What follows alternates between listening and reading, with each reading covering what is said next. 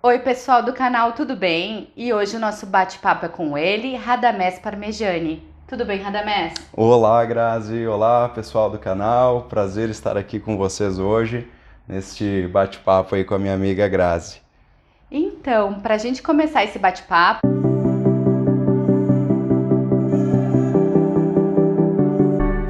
por que tu escolheu a área de comércio exterior?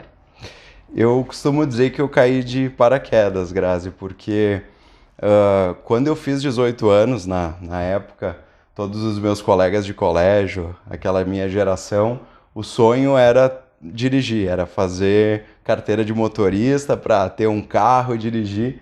E no meu caso, o sonho era ter passaporte. Então, foi uma coisa assim que eu acho que naturalmente nasceu comigo, essa vontade de viajar, de desbravar, conhecer novas culturas, novos idiomas. E foi o que eu fiz. Eu fiz 18 anos em janeiro, em março eu já estava com o passaporte na mão e com uma passagem para Nova Zelândia. Na época foi o primeiro país que eu conheci, que eu morei, eu vivi lá. O pessoal costuma dizer que faz intercâmbio, né? No meu caso, não tive essa oportunidade de fazer intercâmbio. Eu fui trabalhar mesmo, fui me virar lá, tive experiências muito bacanas com esse aprendizado e acabei morando na Austrália também, pela proximidade ali com o país. E depois voltei para o Brasil, fluente no idioma, falando inglês. E aí comecei a pensar, o que que eu posso fazer, né? Já que eu já sei falar inglês, agora que eu voltei para o Brasil. E aí, obviamente, que surgiu a vontade e o interesse de trabalhar com comércio exterior. Eu entendi, então, na época, que seria um diferencial muito grande o domínio do idioma para a profissão e dito e feito, né? Eu entrei na faculdade, já consegui um trabalho na área e tenho desenvolvido a minha carreira há mais de 10 anos, então, nessa área. Então, Radamés, tu acha essa geração que tá vindo agora, se tu tivesse que dar uma dica, né? Que tu falaste, fiz 18 anos e fui desbravar o mundo aí. A dica tua seria não faça faculdade no momento e vá viajar? Claro, nós estamos na pandemia, mas em uma situação normal. Perfeito. Eu tinha uma dúvida muito grande do que fazer faculdade, eu não tinha certeza. Eu acho que o jovem nessa idade ele tem essa pressão muitas vezes da família, das pessoas que ele convive, né? O que que tu vai fazer? E é difícil, né? A gente olha para trás hoje com 18 anos, é o início, né, da vida adulta, então eu acho que tem essa dificuldade. E nesse caso, eu diria que com certeza é uma diferença muito grande tu poder sair da tua zona de conforto, encarar o mundo lá fora, conhecer novas pessoas. É até engraçado a tua pergunta, porque eu poderia responder de outra maneira. Quando eu vivi na Austrália, eu tive o prazer de conviver e aprender um pouco sobre a cultura aborígena. E a cultura aborígena australiana é uma das mais antigas da civilização humana. É uma cultura indígena que ela data de milhares de anos atrás e eles têm uma palavra que não existe tradução do idioma aborígena, que a língua inglesa traduz como walk about. Eles juntaram as duas palavras, que seria walk, caminhar, about, sobre. Walkabout seria caminhando sobre. E na cultura aborígena existia justamente isso. O jovem, antes de entrar na vida adulta, até para ele ser aceito como um membro da tribo, ele tinha que sair da tribo e encarar o mundo lá fora.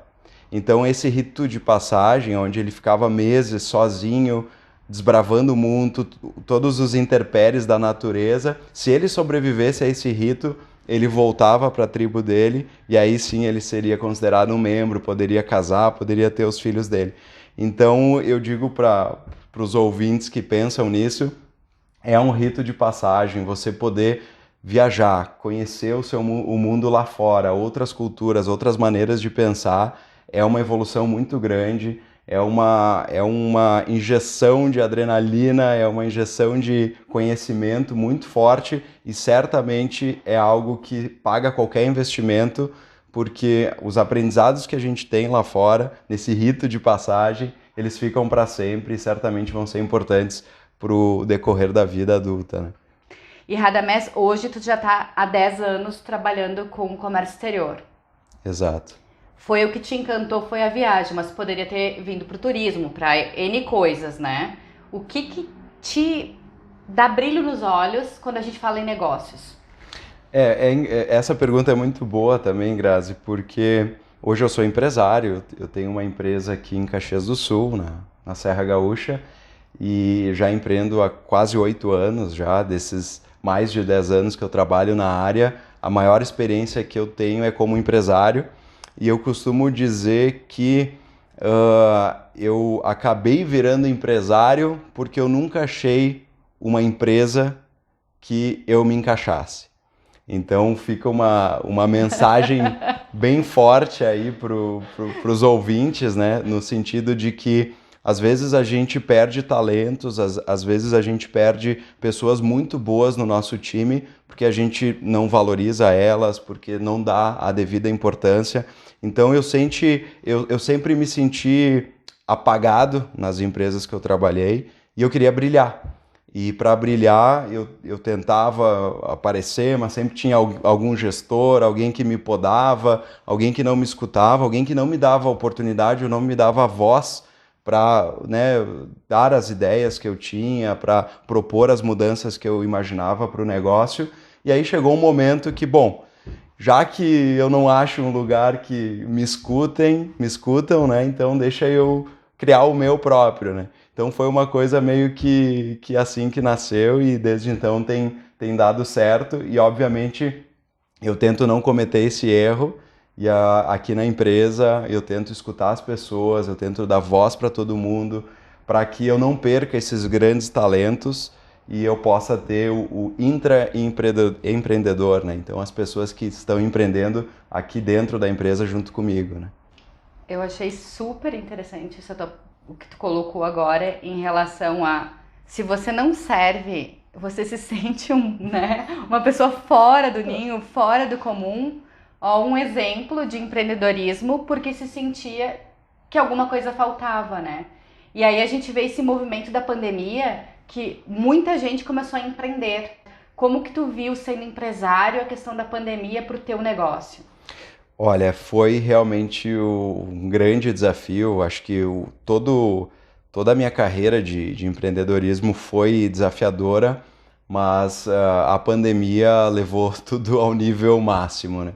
Eu acho que quem conseguiu, acho que não sobreviver, talvez seja a melhor palavra, mas quem conseguiu crescer na pandemia, quem conseguiu prosperar na pandemia, eu acho que está pronto para enfrentar qualquer desafio, porque realmente foi muito estressante. Na nossa área, principalmente o comércio internacional, simplesmente parou. Vocês imaginam que quando estourou a pandemia aqui em março do ano passado, já tinha parado tudo, porque veio uma onda, né? Primeiro parou a China, depois a Europa e depois nós.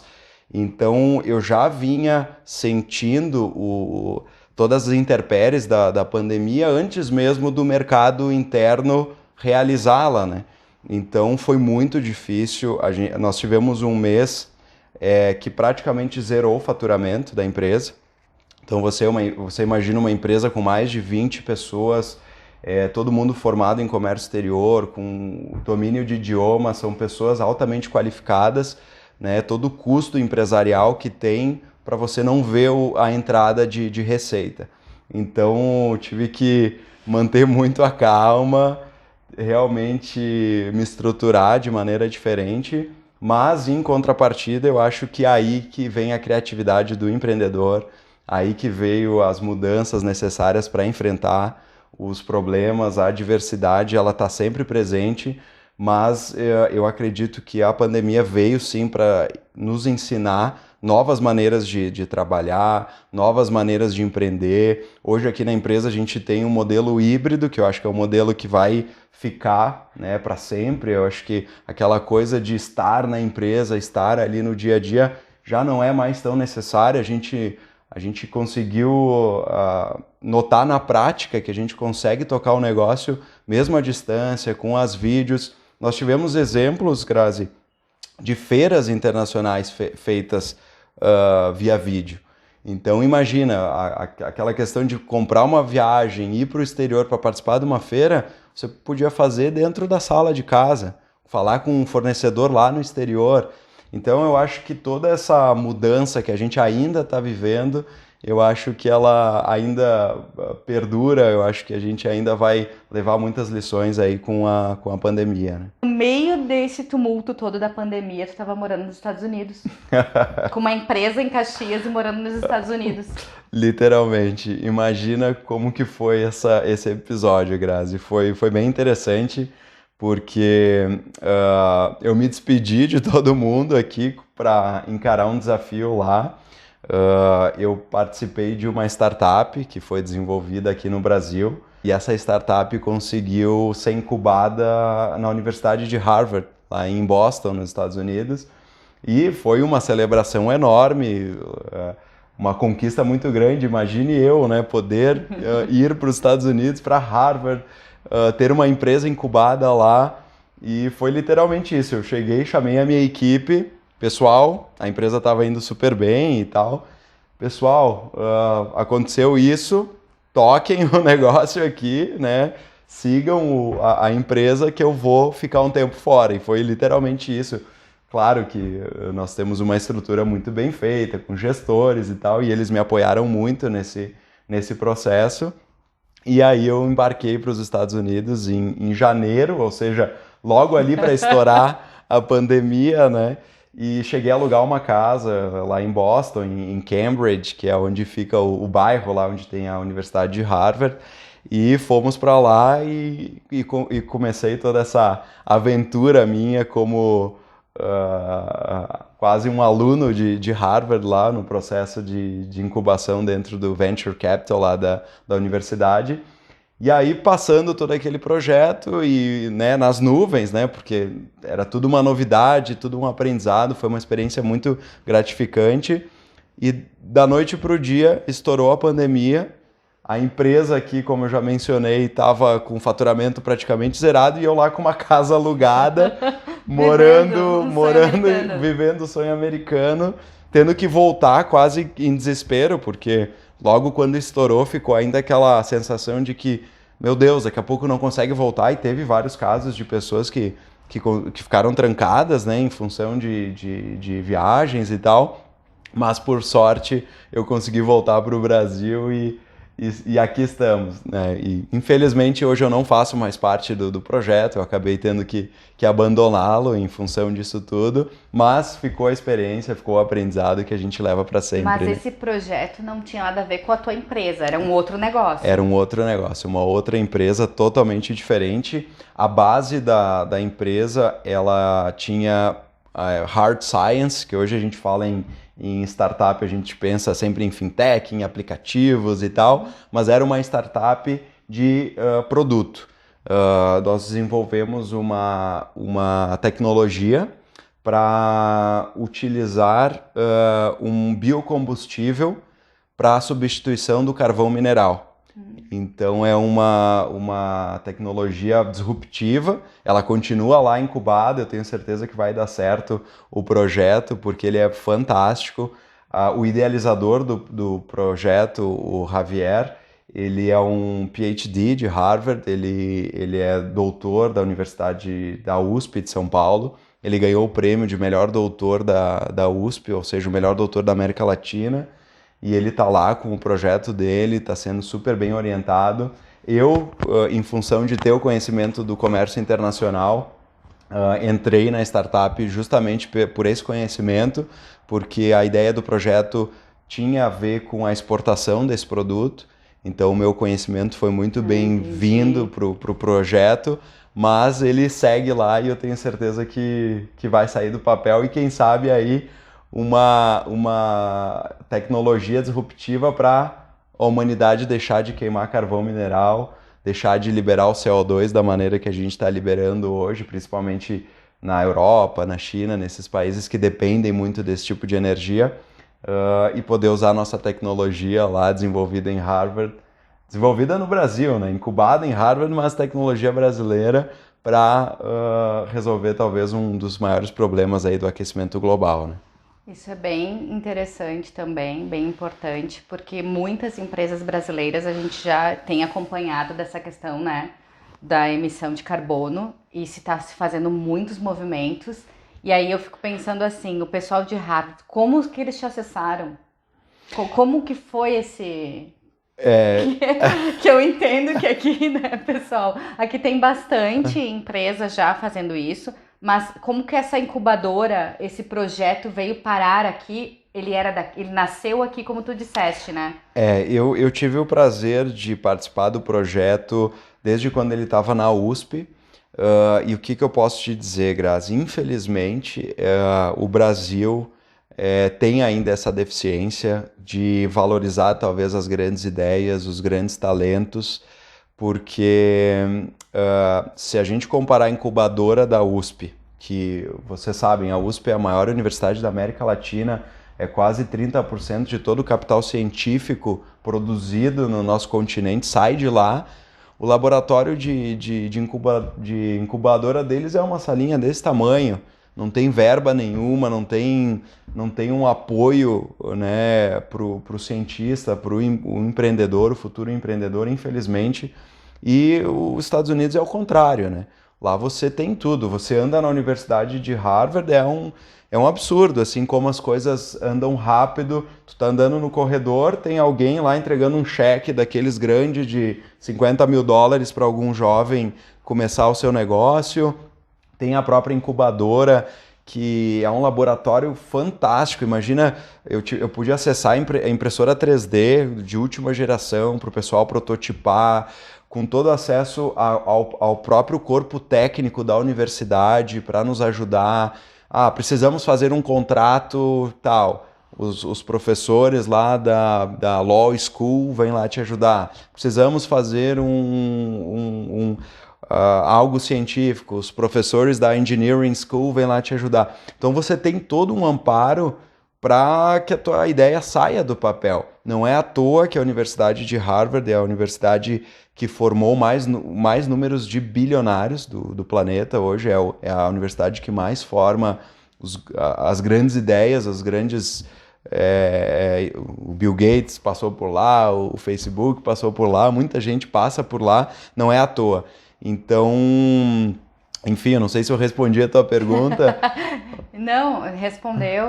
O que acontece é, a gente vê isso e a gente tem trabalhado, eu conversei com bastante professores no canal, e é triste essa questão da educação se perder, porque independente de a gente ter uma questão, mudou, a gente tá todo mundo híbrido, ou a própria internet, não é valorizado, né? Não é visto. Quantos milhões e milhares de brasileiros que ainda não têm acesso a uma boa educação, ou pior, aqueles que têm que sair do país para poder fazer alguma coisa.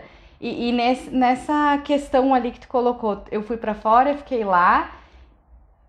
Se tivesse dado certo, tu teria abandonado o teu negócio? Essa pergunta eu me faço bastante, viu? Porque o projeto ele era muito grandioso no sentido de que ele é algo disruptivo, ele é algo que realmente, que saindo do papel, ele vai ser uma nova tecnologia. Um marco. É um marco, literalmente. Então, é uma pena, né, eu não consegui ter acompanhado, mas em contrapartida, eu acho que tudo aquilo que a gente vive, todas as experiências e aprendizados, a gente carrega isso para sempre. E hoje, olhando para o meu negócio, para minha empresa, eu acredito que é aqui mesmo que eu tinha que estar. Essa experiência, ela tô validando aqui dentro, né? Sou um empresário que já teve uma empresa em Harvard, ou seja, isso tem um valor para nós aqui, para empreender. Então, tô feliz assim, eu acho que eu tô no caminho certo. E para que a gente possa finalizar esse bate-papo, porque a gente poderia conversar muito tempo, e se vocês quiserem a gente volta aqui conversar com o Radamés, eu queria que tu me falasse o seguinte: tu teve em Harvard, tu fez toda essa questão e tu viu quanto a educação, quanto sair da caixa e quanto não se sentir às vezes confortável faz com que se vá para frente. Como empresário, tu pensa em algum projeto na questão educacional?